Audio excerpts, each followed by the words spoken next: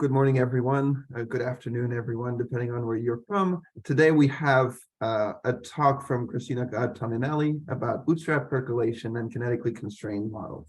So please take it away.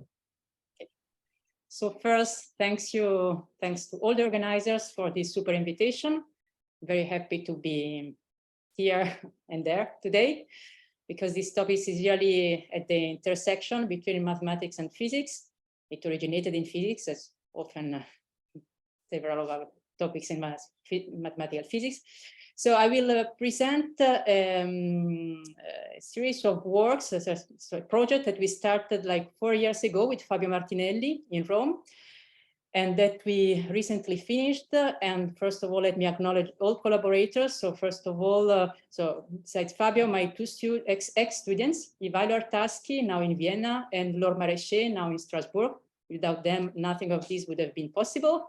And Rob Morris in Rio de Janeiro, who was a great, a precious collaborator, very precious collaborator, because he knew everything about Bootstrap percolation, while we knew something about the kinetically constrained models. So, so the project was about, our goal was to identify the universality classes of these kinetically constrained models, which are a class of interactive particle systems with stochastic dynamics, which I'll just present in a second. But let me say, since the start, why these models are both of interest for mathematicians and physicists. So this class of model was introduced in the 80s by physicists to model the liquid glass transition and actually to understand this phenomenon, which is still a long-standing open issue for condensed matter physicists. And in the last 40 years, these kinetically constrained models, or KCM for friends, have been very much studied. So there is a very large amount of works, theoretical and numerical in physics on these models. And in the last 15 years, they have received an increasing attention also in the mathematical community, especially in the probability community. And for reasons that we shall see in a moment, they are also very interesting and challenging from the mathematical point of view. So the two disciplines intersect really here. Okay, so let's start by introducing the models. So at the start, the definition could seem a little bit abstract, but I will give examples in a second. And we will stay in 2 dimensions today. So we are on a Euclidean lattice, infinite 2-dimensional lattice. And our configuration space is one in which at each side of the lattice, either there is a particle, so the site is occupied, and we will indicate it with a 1, or the site is empty. There is a vacancy, there is just a 0, okay? And each model is characterized by a parameter, which is this Q, is a density parameter. We'll see in a second why I call it density. This Q is just a real number in the interval 0, 1. And then to specify a model, besides this density parameter, which is a sort of external parameter, which we'll tune as usual, there is an update family. And it is this family which defines the specific KCM at hand. We will have a whole class of models. And besides these models, we will want to identify the universality classes, and each model is defined by its update family. So what's this update family? The update family, sort of abstract definition, is a finite collection of local neighborhoods of the origin. So what does it mean? Is this set ensemble which I call U, is a finite collection. So there is a U1, U2, U3, Um, up to a finite number M. And each of these U is a subset of the Euclidean lattice privated by the origin. So each one is a neighborhood of the origin, okay? So this is where it is a little bit abstract. So example in a second. And for each site of the lattice, when I have a configuration, and I look at the site of the lattice, I will say that the constraint is satisfied at that site if, by translating these all these sets, these local neighborhoods of the origin at this site, I find that at least one of them is completely empty. So for example, if I'm looking at the origin, the constraint at the origin is satisfied if and only if one of these set, U1, U2, up to is at least one is completely empty. Okay, and then how is it defined, the dynamics of this model? I said that it is a stochastic dynamics. Then the definition of the dynamics is very simple. On each side of the lattice, I have an exponential clock of mean time 1. Clocks on different sides are independent. And when the clock rings on a given side, I will try to update the configuration on that side. Okay, so I try at rate 1 to update sides. And I say I try to, because first of all, what I do, I check whether the constraint on that side, at that specific configuration where I am at that moment, the constraint is satisfied. If that is not the case, so if I do not have at least one of those neighborhood of that site which is completely empty, I do nothing, so no update. Instead, if the constraint is satisfied, then I refresh the configuration on that site by setting it to 0, so to empty with probability q, and to 1 with probability 1 minus q. Okay? So as I promised, let me give you immediately one example. Example which is probably the most popular KCM, which have been studied by physicists and also by mathematicians, is what is called the Fredriksson-Anderson, or FA, by the name of the people who invented it, two-spin facilitated model. We'll see in a second why two.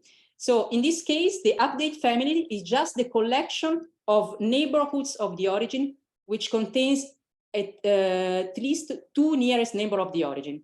So in other words, for this model, the constraint is satisfied if and only if at least two nearest neighbor of the site on which I want to update are empty. Here I depicted the configuration, and then I imagine that the clock rang at the site which has the green square around.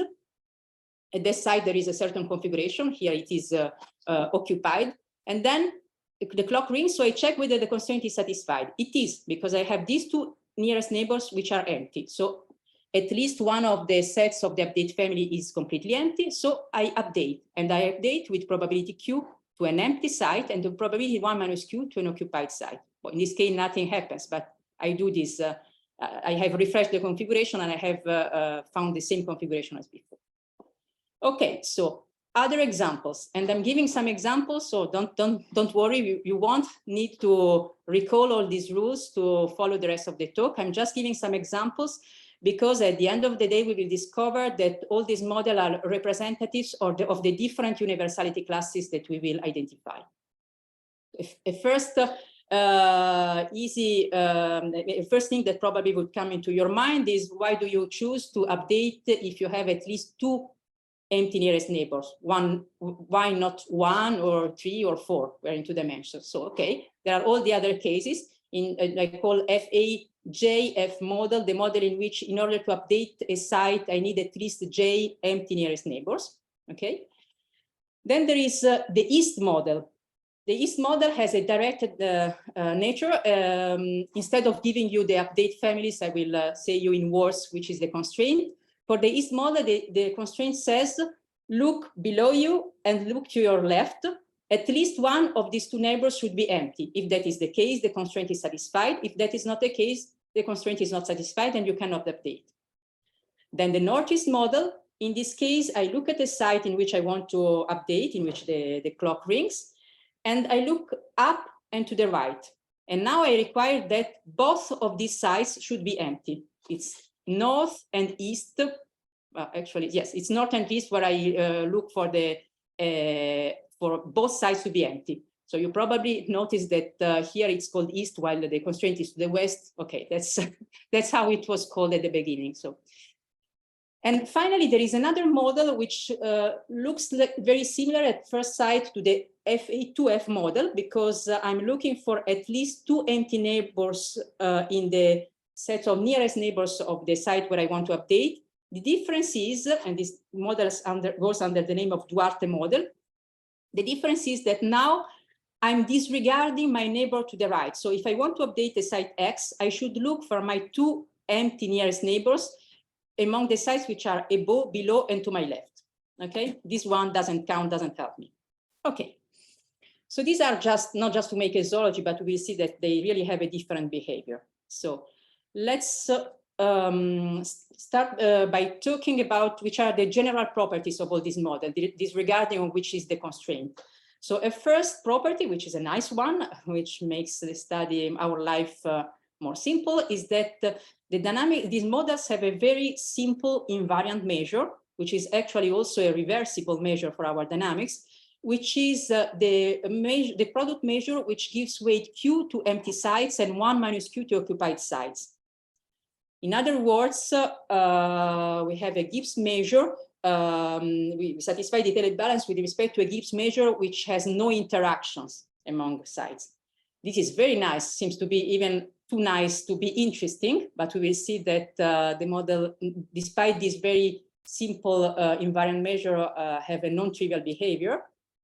So first of all, let's see something more nasty. So this dynamics is not attractive. What does it mean not attractive in a non-technical way? Is the following: this dynamics is such that if I start from an even initial configuration and I inject more vacancies, more empty sites, then this can have unpredictable consequences, which means that injecting more empty sites, it means that more constraints are satisfied, so more sites can be updated, but in principle, they can also be updated to be filled. So it's not possible to couple in particular, to couple two initial configurations, which are one above the other locally in the sense of number of particles, in order that this order is preserved later in the time. So this is at variance with so these KCM, of course, are Glauber type dynamics in which we have just birth and death of vacancies. So perhaps if you know about interactive particle systems, you would have thought naturally of comparing these models to the stochastic Ising model, which is also a birth death Glauber dynamics, which on the one hand, it has a much more interesting invariant measure, which is not product, which has correlation, which has a phase transition. But on the other hand, the stochastic Ising model has a very very useful property. Its dynamic is attractive, so we can a very good number of tools have been developed to study the dynamics of the stochastic Ising model, which are coupling tools using the fact that in this case the monotonicity is preserved, censoring tools which use the fact that I can froze a part of the configuration and let the rest evolve and say, okay, evolution will be not worse than something that because this region is moving instead of being frozen. So here all of this is not available due to this non-attractiveness of the dynamics, which is intrinsic of the fact that there are these constraints. So what else? What else we can say in general? In general, we can say that due to the presence of the constraints, these models, for these models, there are configurations that are blocked under the dynamics. Blocked means that are configurations which are invariant, that are left invariant by the dynamics. So also this product measure is not the unique invariant measure. There are also other measures. For example, trivially, the configuration which is completely filled is blocked with respect to all the constraints, but there are also less trivial blocked configuration. And more subtly, there are also configurations which are not fully blocked, but contain backbones, clusters of sites which are blocked under the dynamics. For example, think of the FA2F dynamics in which I need at least two empty sites in order, nearest empty sites in order to update. And suppose that, I'm sorry, I didn't put the figure, and suppose that I start from a configuration that has a double row, we are in Z2, so infinite double row, which is completely filled. So one row which is filled and another row just below which is filled. Then each of the sides of these two rows has the constraint which is not satisfied because it has three neighbors which are filled. So just one which is at most, which is empty. So these two rows, which are completely filled, if they are there at the beginning of the dynamics at time zero, they will stay there all time. So this is a blocked clusters under these FA2F constraints for these dynamics. Okay. So this means in particular that there are several invariant measures, so there will be ergodicity issues. It means also that the relaxation to the invariant measure cannot be uniform on the initial conditions, because in particular there are configurations on which the dynamics is blocked or subclusters in which dynamics can be blocked. So we cannot use a sort of worst case analysis to study relaxation to equilibrium. and also more subtly some typical inequalities, coercive inequalities like of log-Sobolev type, which are used to study convergence to equilibrium, here do not apply. And as we shall see, depending on the constraint, we can have very anomalous type of divergences of time scales when we send the parameter Q to 0. The parameter Q is the equilibrium density of empty sites. So of course, dynamics will become slower and slower as the equilibrium density of empty sites goes to 0. How fast? And we will see that there are some scales which are can be very surprising. Okay, so first, the motivation from the mathematical point of view to study this model is that despite their simple definition, despite their simple reversible invariant measure, new tools are needed to study this Glauber dynamics, due to, in particular, to the fact that the dynamics is not attractive. Okay, so let me have a couple of slides on the motivations from the point of view of physicists who they invented these models. So as I said, they introduced them in the 80s, and their aim was to find toy models to study the liquid gas transition. So what is the liquid gas transition in a very few and rough words is the following phenomenon. We take a liquid at high temperature, and then we lower the temperature of the liquid very fast.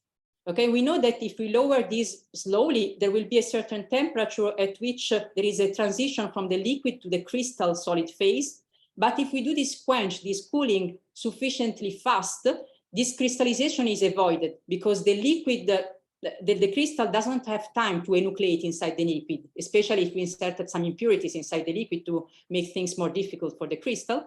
And so when we avoid this crystallization transition, the liquid enters into a metastable state. It is not anymore, from the point of view of equilibrium of thermodynamics, a liquid, but actually it is a liquid. It remains in the liquid state, and it is a state which is characterized by very large time scales. And as we lower, the more we lower the density, the more the time scales diverge. And at a certain moment, essentially, the liquid starts to become a syrup, and it freezes. It flows slower and slower until it gets frozen into a solid state. Solid from the point of view of the response to the stress, but if we look at it with a microscope, it's amorphous. It doesn't have there hasn't been a significant structural change. Looking with a microscope at a glass at my window, I will see something which is very similar to a snapshot of a liquid. I want to distinguish it. So, and the puzzle studying this transition is that it's among the different puzzles that make the study of this transition still open, despite the huge number of experimental and theoretical attempts from the physicists, is that on the one hand, there is a very sharp divergence of time scales. Time can increase of 14 orders of magnitude just by varying of 1 degree of the temperature. So there is a very abrupt divergence on time scales. And this is not justified by the creation of long-range correlation from the static point of view. Okay, so the aim of physicists was to try to understand this phenomenon from a completely dynamical point of view, and their idea was, okay, perhaps this slowing down of dynamics is due to the fact that when we lower the temperature, so we raise the density, the free volume for molecular motion shrinks, and so perhaps there is a sort of percolation effect of blocked structure. So a molecule, so very roughly speaking, is blocked by the other molecules in its motion. It has to wait that the others move apart to move, but the others are blocked in their turn. And so there is a sort of percolation of blocked structure, which would explain this divergence of time scales. So they really wanted to have a model which has a trivial equilibrium. That's why they introduced constraints that do not, and moves that do not take into account the value of the configuration at the site where I want to refresh, because they didn't want to introduce correlations. And despite the simplicity of these models, they immediately saw that by choosing properly the constraints, these models display a whole phenomenology that they goes under the name of glassy dynamics, an heterogeneous type of dynamics, some aging phenomena. So a whole bunch of phenomena that made the model very interesting from the point of view of studying the liquid glass transition. But let me focus to the one question, which was the key questions that they started to address when they introduced these models, and it is, how do timescale diverge? How do these dynamics slows down when we send the parameter Q, which controls the density of empty size, those that facilitate motion, when we send this Q to 0? How this varies by varying the constraints. And I should say from the start that, of course, the first thing was to try to have some heuristics about these models, and they started immediately with numerical simulations to try to guess these scalings. But numerical simulations, not only because the computers at the time were smaller, were less were powerless less powerful than now, but even now the models are such that often numerical simulations cannot give clear-cut answers, because the finite size, the effects of having a finite system instead of an infinite system, and of not being able to wait up to infinite time, are very, very strong. And the more the model are interesting, so the more they are similar to the real models modifying the liquid glass transition, and the slower is the dynamics. So for the more interesting models, it was quite impossible to guess, to have a clear-cut answer from numerical simulations, and there were many controversies on the scaling of these dynamics. So a second motivation from the point of view of mathematics was to try to put on firm grounds the results from physics, because there were contrasting conjectures to be settled. And furthermore, there were studies for different type of constraints, and not at all an idea of how, by changing the constraints before digging, putting hands into the models, how to guess which type of divergent we would get. So how to identify, giving a criterion to identify the universality classes was not at all clear. And last but not least, a third motivation from the mathematical point of view is that these models, as my title says, we check the time, are very much connected also to another field, let's say, which is another class of models which have been very much studied both by the combinatorics and probability community in the last 20 years. It's the class of monotone cellular automata of Bootstrap percolation type, which are very much connected to these dynamics, though they are different. And let me tell you why immediately. So back to our dynamics. So first of all, as I told you, depending on the constraints, there can be given a configuration. I fix my constraints, so I fix my model, and I give you a configuration. And now the question is, in order to understand the dynamics, so for perhaps the first curiosity is, so do I have in this configuration a subset of particles which is blocked under the dynamics or not? Do I have something like the double bar for the A2F model? Of course, this is a very simple structure, but there can be more complex structures which are blocked. And how can I identify this blocked structure? So, well, so this is where Bootstrap percolation comes in. In fact, given a constraint and a configuration, there is a very simple, say, a deterministic way, a deterministic algorithm, which identifies the eventual blocked clusters of this configuration. And the algorithm goes as follows. You take your configuration, and you look at all sides, and each site which is occupied and that has the constraint satisfied, you empty it. Sites which are already empty, you leave them empty. And then you iterate. So you look again at the whole configuration, and in a parallel way, you kill all the particles that have the constraint satisfied. And you go on and on until reaching a stable configuration. See, this dynamics, which is a discrete time dynamics, is monotone. You just kill particles. So at a certain moment, you will have a stable configuration, which is either a completely empty configuration, nothing more can be killed, or a configuration in which you have particles and empty sites, and the particles are all mutually blocked by the fact that the constraint is not satisfied. And now it's not difficult to see that the cluster of particles that are present in the final configuration under this constraint, with this configuration, which I call here eta infinity, coincides with the blocked clusters of particles, which would be blocked under the stochastic dynamics, of course, with the same constraint and starting from the same configuration. So there is a deterministic way to identify the blocked clusters of particles. And this algorithm, which I announced here, is nothing else than a cellular automata, which has been dubbed Bootstrap percolation in this context, with this type of definition by Bolobas, Smith, and Axel in 2015. They really gave the definition with the general update family in the context of Bootstrap percolation.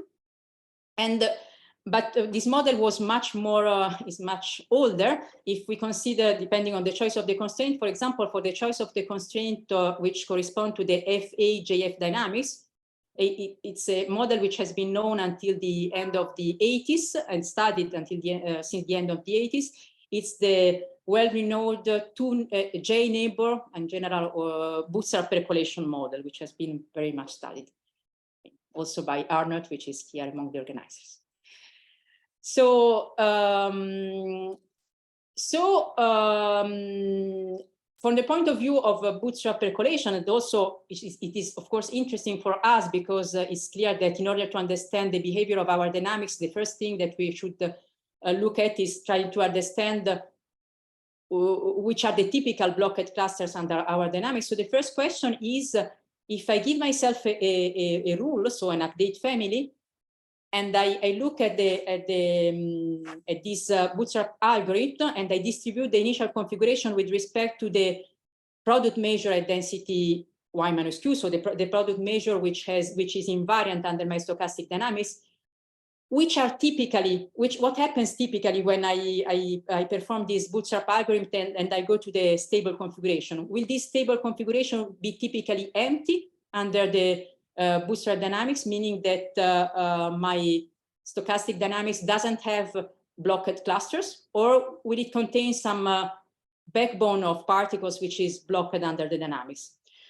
So here the natural thing, since this Bootstrap dynamics is monotone, is to introduce a critical density, a critical parameter Q, which would be the smallest value of the initial density of empty sites, the density of the empty sites in the initial configuration, such that under this Bootstrap configuration, at the end of the procedure, we have emptied everything, so that we don't have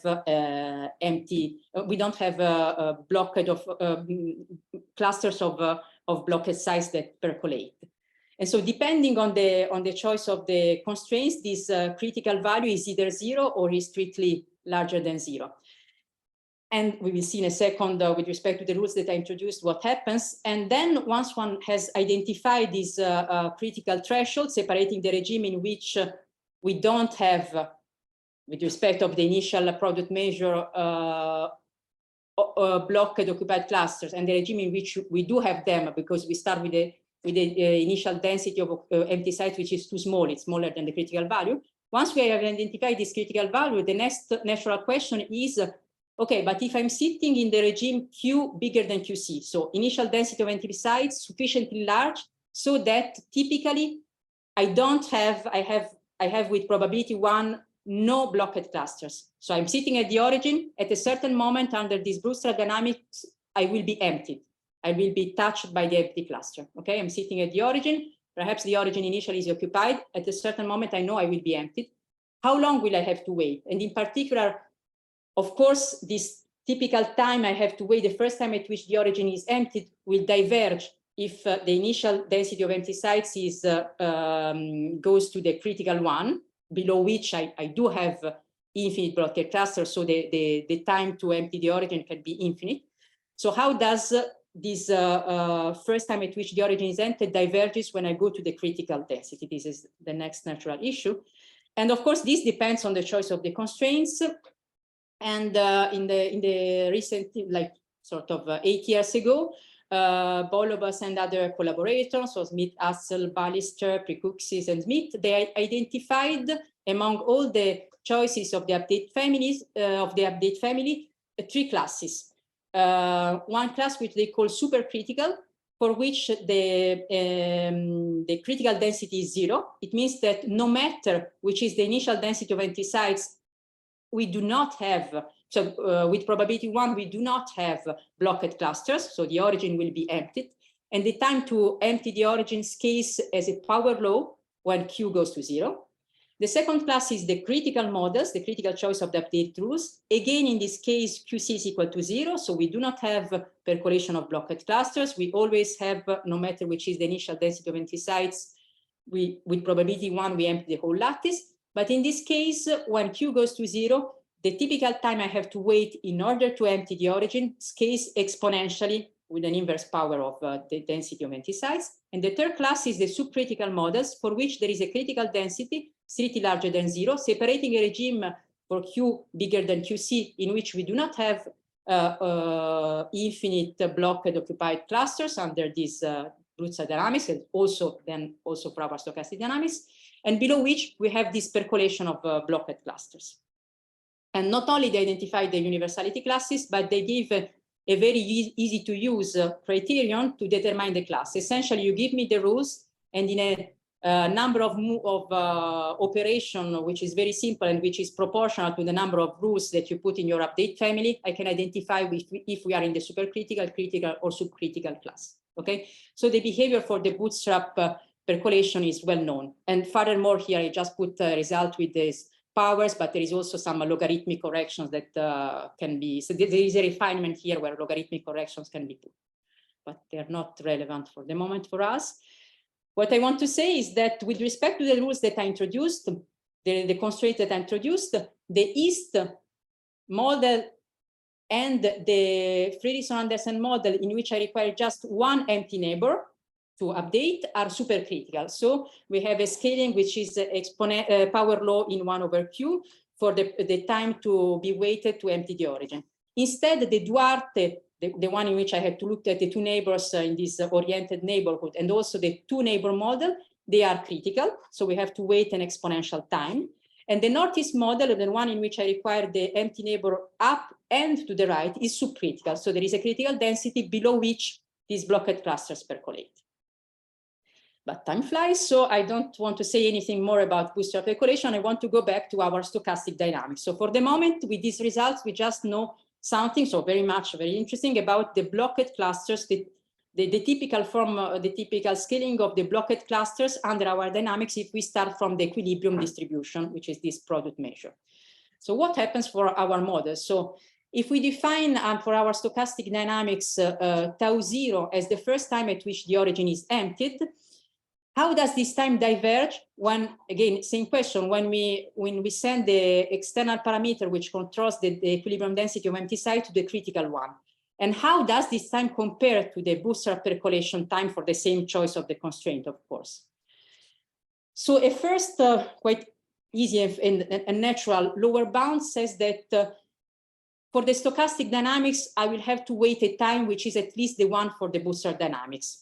So it's a quite easy lower bound, which is essentially, this is because the Bootstrap dynamics just empties sites, and it empties all the sites which have the constraint satisfied, while our stochastic dynamic can empty and then fill. So the Bootstrap, we cannot do better than the Bootstrap dynamics. So this lower bound is very easy to find, but often, as we will see, it does not capture the correct behavior. Often the behavior for the stochastic dynamics is much slower. So let's see something more. So I will now go through the different universality classes of the Bootstrap dynamics, and we will see that for each universality class, so the behavior, we will have to refine the Bootstrap, each Bootstrap universality class in order to identify the behavior of the KCM. So first of all, the supercritical class, the class which contained the FA1F and East model. In this case, we saw that for the Bootstrap, and we will see why in a second, I will give you the heuristics. For the Bootstrap, the scaling of the first time at which I touch the origin is power law. And in this case, we identify for this class two subclasses, one that we call rooted and one that we call unrooted. For the unrooted models, we find that the scaling is, as for the Bootstrap, a power law of the inverse density, while for rooted models, the scaling is much slower, is 1 over Q to a log of 1 over Q. And the East model belongs to this second class, to the class in which the first time to touch the origin is much lower than for the corresponding Bootstrap dynamics. So let's see why. What is this? Since these two models will be sort of building blocks to construct all the rest for our KCM, I want to say more on this, also to let you understand this difference. So first of all, very easy. The easiest possible model among the KCM is the FA1F. So the one for which, in order to update a site, I just need one empty nearest neighbor somewhere, a nearest neighbor, but say we are in one dimension here, even easier. I just want to have a neighbor to the left or to the right empty in order to update. So what happens in this case? I'm sitting at the origin and I'm waiting that the origin is occupied. I'm waiting that an empty site arrives nearby in order to be emptied. So first of all, if we are starting at equilibrium, typically the first vacancy around me will be a distance 1 over q, typically. Okay, I'm at equilibrium with the vacancy density q, so typically it will be a distance 1 over q. And I want to wait that it comes by. So which is the type of motion? So I want to understand an isolated vacancy. How can it move according to the rules of this model? Say I have an isolated vacancy at site X, and it wants to reach the origin, which is sitting here on the left of my screen. So how can it move? So starting from this vacancy at X, I can empty a site at X minus 1 to approach my origin, which is on the left. And then what I can do, this will cost I will have to wait a time 1 over q in order to empty this site. But then I can also fill this site X in which originally I had the vacancy and continue, so on and so forth. So essentially this isolated vacancy can move as a sort of random walks, which moves at rate 1 over q. So it's not surprising, surprising to discover that the typical time that I have to wait is a power law of 1 over q. So in one dimension, it's just 1 over q to the power 3 as one expects. 1 over q is the length that I have to overcome. So I have this to a power 2, but each move requires a time 1 over q. Okay. Then, okay, so this is FA1F model. So in 2 dimensional, the scaling, the power is different, but anyways, the idea is the same. This model, let's look again in 1 dimension because it's easier. To update a site, I need an empty neighbor to the left. So again, I'm sitting at the origin is here at the left of the screen, and I'm waiting that an empty site arrives coming from the right. I have an isolated vacancy here. So what can this vacancy do? So it can induce a vacancy here. Okay, sorry, no. No, sorry. Now the constraint is on the left. So my origin is sitting here on the right of my screen. And I'm waiting that a vacancy arrive on my left in order to let me update, in order to allow the origin to be emptied. So I have to look at the first vacancy to the left. I find it again at a distance 1 over q. But now this vacancy to the left, it can only induce a vacancy here. Okay, fine, that's as before. But now I cannot fill this site X, which was empty anymore, because its constraint is not satisfied. It was isolated to the left. The constraint is still not satisfied. So just adding one single vacancy with respect to the original one, I can just empty this site. I cannot reach my origin, which was here. And if I allow myself to insert 2 additional vacancies, just and not only one, what I can do is, okay, I had reached this site, and now I can empty also this site. Now I can do something else. I can fill this site that was on the middle, so I can also reach this configuration. And now, since I was allowing myself 2 additional vacancies with respect to the original one that was here, I can also reach this site here. I can empty this, but that's all. If I allow myself to introduce at most 2 additional vacancies with respect to the original one that I had in X, I cannot go more to the right. And more generally, this is a nice combinatorial problem. Tricky, but not very difficult. You can verify yourself that if you have just 1 vacancy at the beginning at site X, and you allow yourself to create not more than n simultaneous additional vacancies, you can send a vacancy to the right at most at distance 2 to the power n minus 1. Okay, so it means that if I want to reach the origin, I wanted to, okay. So it means that if I want to overcome a distance, L with my original vacancy, I have to create log base 2 L additional empty sites. So that's why I write here, the East model has logarithmic energy barriers. And what does it mean from the point of view of dynamics? From the point of view of dynamics, this means that I'm sitting at the origin, my next vacancy to the left is a distance 1/q. From the point of view of Bootstrap, no problem, I start from there and I sequentially empty everything. So the typical time for the Bootstrap is just 1/q. But if the typical time for the East stochastic dynamics, it will be 1/q to the power log q, because I will have to overcome the barrier of creating at least log q, log base 2 of q, actually simultaneous empty sites. And okay, so for this model in particular, it's possible also to find the exact constant, which is taking into account also the different possible configuration with which I can, so the entropy contribution coming from the different ways I can overcome this energy barrier. One finds also the correct value of this exponent, which actually was quite controversial in physical literature. It was found with the non-correct value initially. Okay, so these are the two building blocks, and they are also the two representative of the class of supercritical models.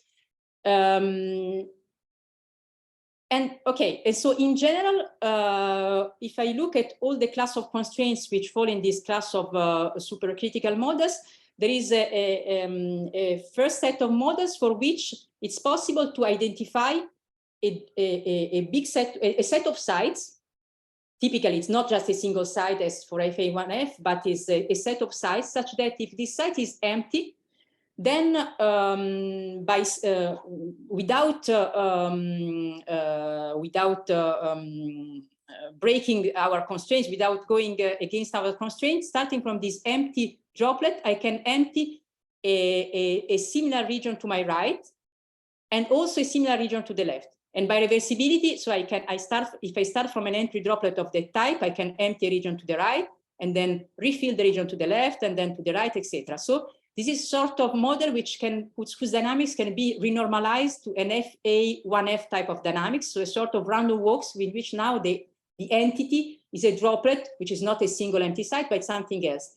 But it's something like a random walk with an effective, an FA1F dynamics with an effective density, which is now Q to a certain power, where the power is the size of this droplet.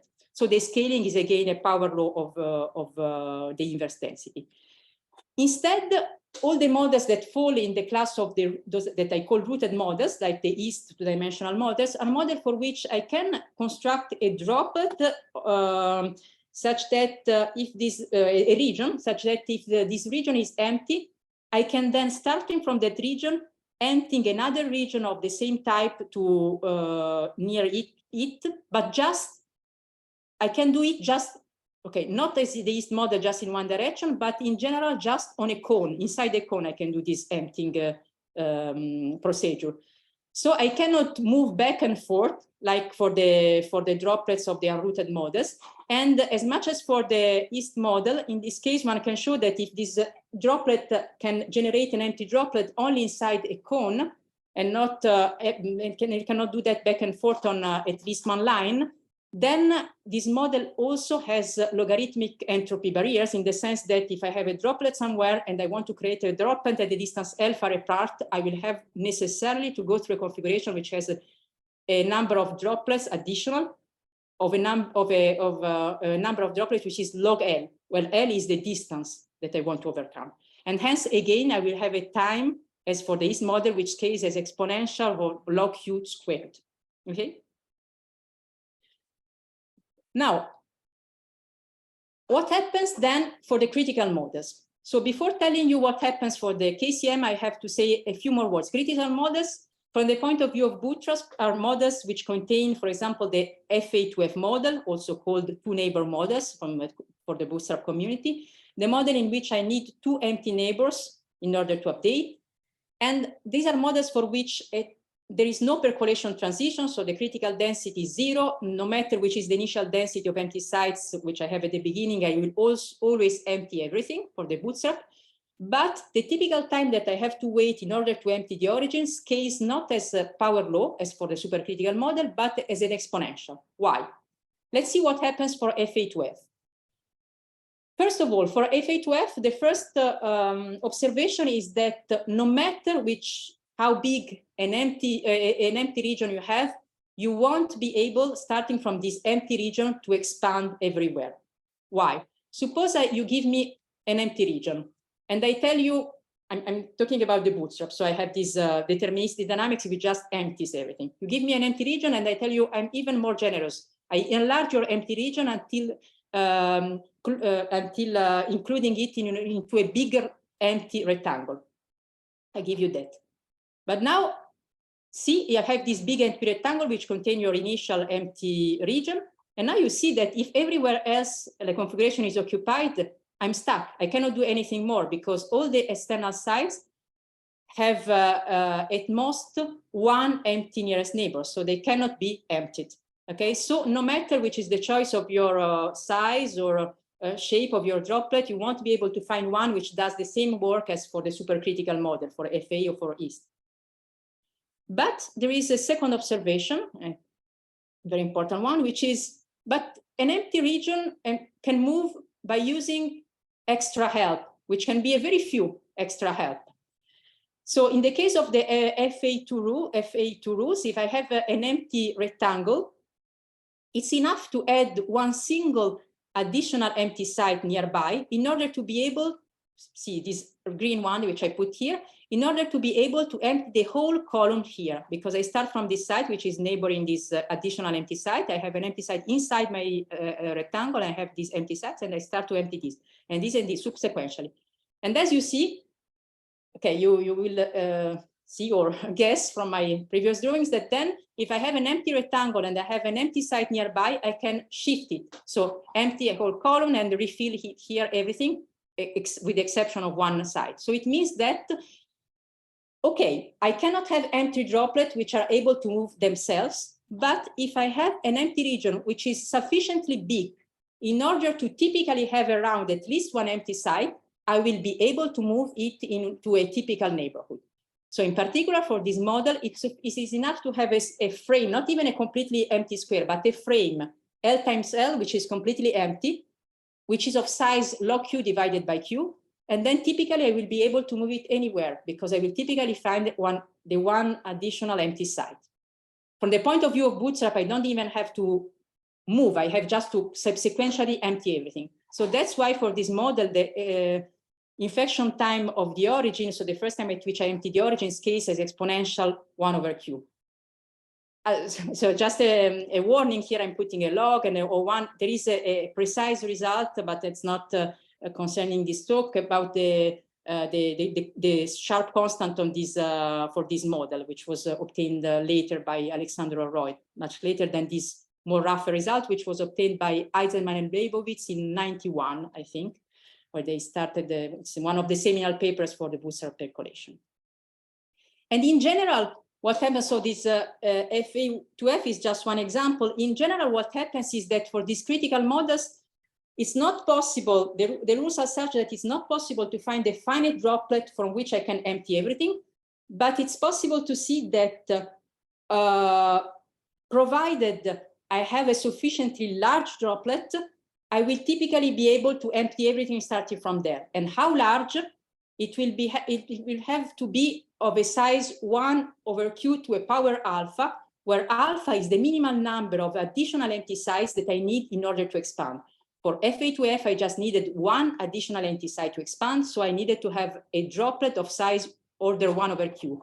Hence, an infection time of order exponential 1 over Q, which is the distance from the origin of the first empty droplet of size 1 over Q that I find. I'm sitting at the origin. Where is the first droplet of size 1 over Q that I find? Typically at the distance exponential 1 over Q. Let me forget about the logs. Same for the other models. Typically, depending on the rules, I will have to have additional 1, 2, 3 empty sites around the region. So I will have to wait for a region, which is, if I need 2 additional empty sites for a region which has a size 1 over Q to the power 2, which is empty. And so typically is a distance exponential 1 over Q to the power 2 from myself. Okay. So this is the behavior for the Bootstrap. And okay, this is the behavior for the Bootstrap. And what happens for our KCM? So what happens for our KCM is that the behavior is again in the whole class, the scaling of the time is again exponential.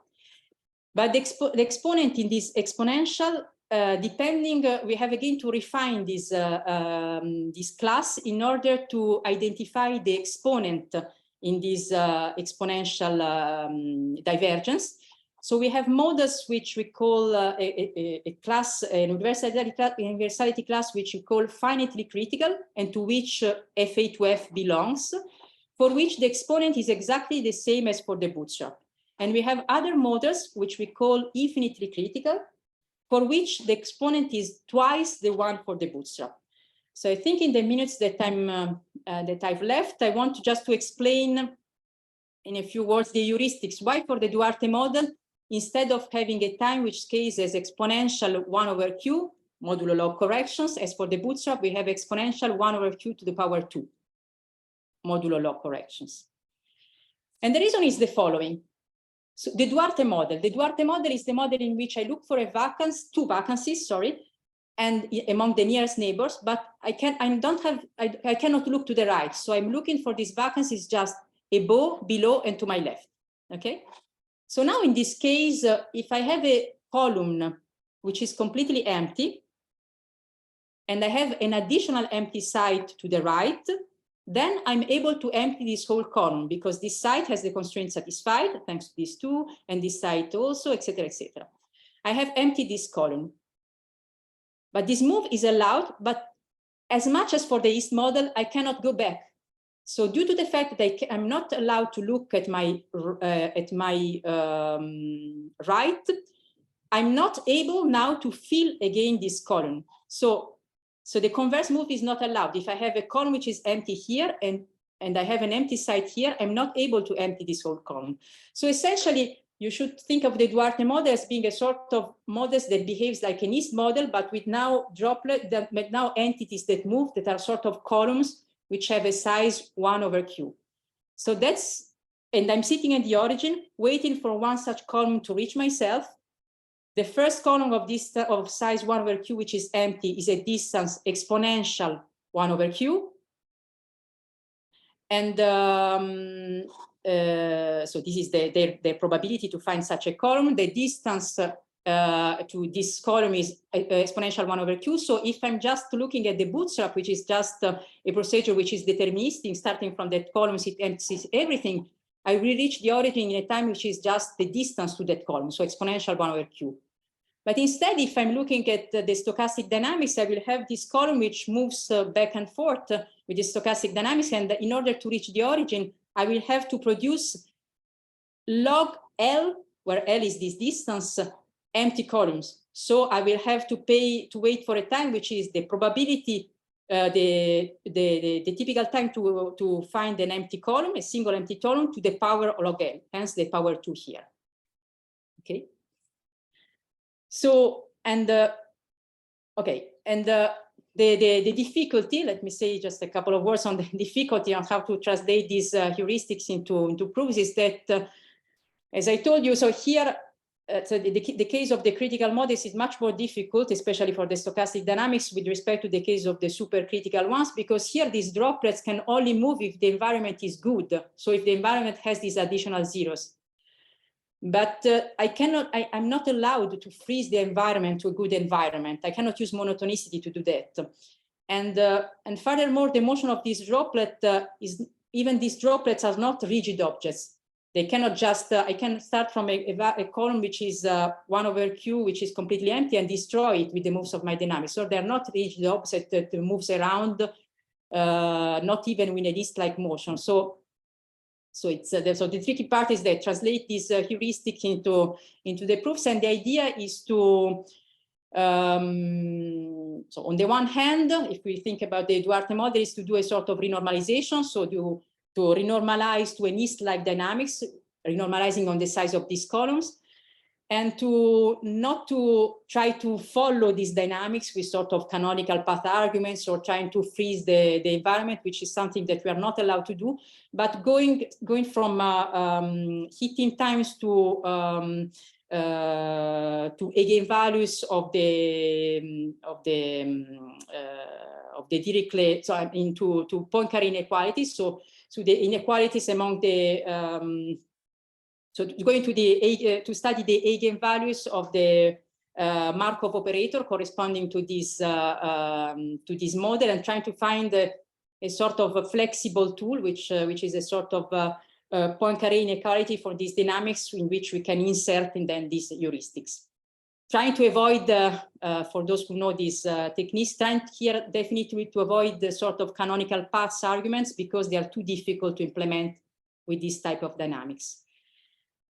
And okay, since I promised to close a little bit early, so in general, the general critical case, as I said, will be two types of classes. One for which the droplets move in a mist-like way, and they are like for the Duarte model. And these droplets in general are, as for the Bootstrap in the case of the critical models, are regions which have to have a size 1/q to the power alpha, where alpha is the additional number of empty sides that I need in order to move them.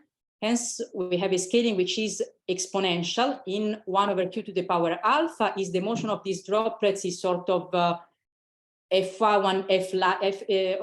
diffusion-like, random walk-like. Instead, it's exponential 1/q to the power 2 alpha if these droplets have to move in a mist-like way, so that we have to overcome logarithmic energy barrier in order to move them.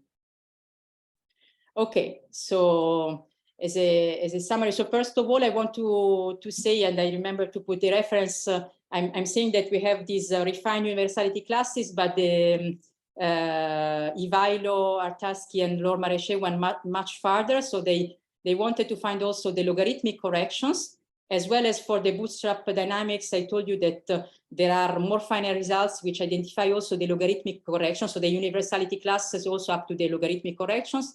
And the counterpart for KCM has to pay the price of having 7 universality classes, which can be identified again by just looking at the geometry of the rules and making a finite number of operations. And this allows to identify the logarithmic corrections. So if you look at their webpage, they have a paper in which they identify these logarithmic corrections. And just to close up, so just a take-home message, these two type of dynamics, so the KCM and the Bootstrap dynamics, the stochastic and the deterministic dynamics, are very much connected. In a sort of sense, the Bootstrap dynamics is the relevant static, background to study these stochastic dynamics. But the time scales for these two dynamics can be very different, because on the one hand, the Bootstrap just has to control the length of the optimal path to reach some place, while the stochastic dynamics has to control the time to overcome the energy barriers to really perform that optimal path. Okay, so thanks for your attention, and I'm open to any questions. Well, thank you so much, Cristina, for this this very clear and interesting talk. We have time for some questions, so if you have questions, please feel free to unmute yourself and ask them.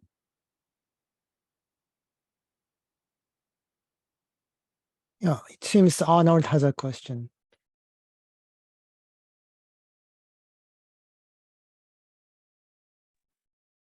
I just had an applause. Oh, okay. It was an applause emoji, not okay, I'm sorry. Yeah. Can I ask a question then? Of course. So so you had several different classes, but can you compute these exponents that you have for Q? And is it true that these exponents are always integer in these models? Okay, so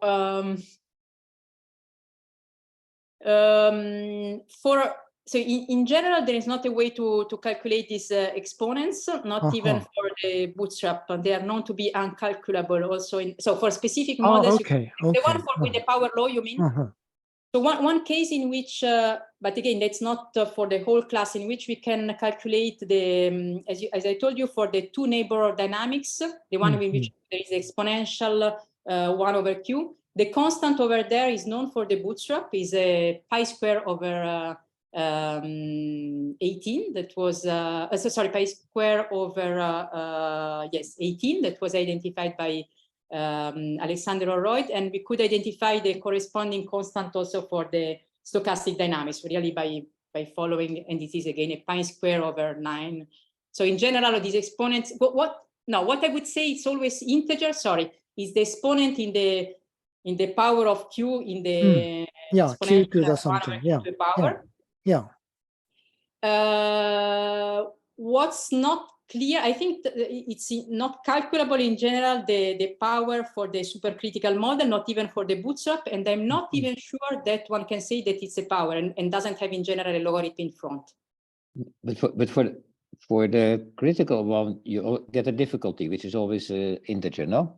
Yes, the difficult. So for the critical ones, for the critical one, we have exponential of something, which can be even a logarithmic correction divided by q to a power. That power is always integer. And there is not a general criterion. So given the rules, you can identify. So this is the additional number of empty sites that you can have. That is always integer. Okay. Thank you. Thank you very much. Are there any further questions? Can I ask a question? Yes, absolutely. So about the dimensions, so it was very important to be in 2 dimensions. What about having like 2 planes or 3 planes connected to one another?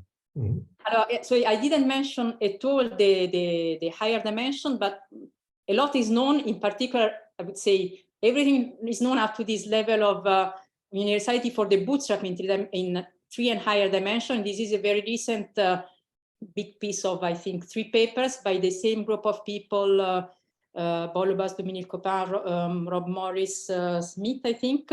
They identify the whole universality classes for the Bootstrap dynamics. And in general, so perhaps it's interesting to know what happens in general. As you raise the dimension, there is each time another universality class that appears, which has a scaling which is exponential of the worst one in the previous case. So for example, in 3 dimensions, okay, there will be the power law class, the class with exponential 1 over q to a power, and there is the exponential of exponential also, besides the one in which there is a transition.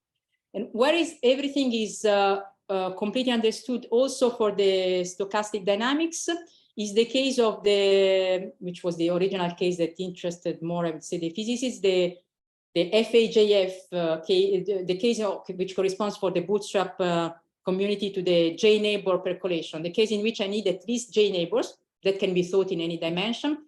And in that case, both for the Bootstrap and for the KCM, one can find a scaling, and depending on the dimension and on the number of empty neighbors that one requires, there is an exponential of so both the number of exponential, the iterator exponential, and the power that appears in the inverse power of q depend on the dimension and on the number of empty sites, and it's very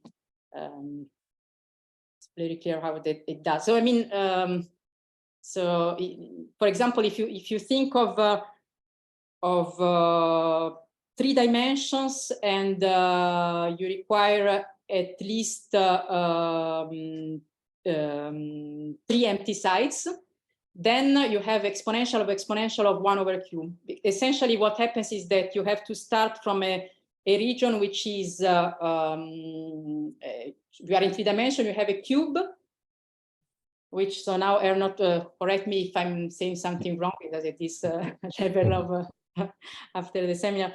So I would have a cube. If I have a cube in which on each side I have, on each side, which side of the cube I have a configuration which is emptiable by the 2 neighbors in 2 dimensions, and then I add 1 additional empty site, then I can empty everything, and I can go. You do the empty site on the plane. Basically, every plane is every side plane of an empty cube is a 2-dimensional thing, which is basically an idea of Roberto Schoenmann.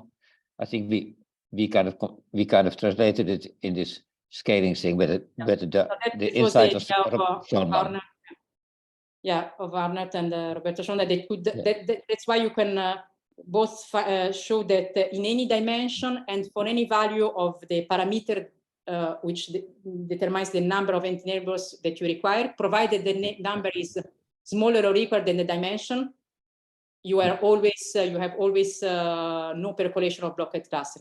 Of course, if you require, that's already clear in 2 dimensions. If you require more than 2 empty nearest neighbors, then you have finite regions that are blocked. So in two dimensions, if you require 3 empty sites, already for a square of 4 2 by 2 of field sites is blocked. So for sure, if D is bigger than 3 in 2 dimensions, 3 or 4, everything is blocked if you define a structure. But that's the iteration idea set. That's how one can proceed. So go back or sort of Bootstrap. I don't know if it came from there, the name Bootstrap, I don't know. Going Bootstrap into a smaller dimension and to a different parameter of number of empty sites required, and taking a region which is in the previous the -1 dimension, emptiable for the -1 Number of neighbors. Yeah. Okay. I think I don't have. Thank you.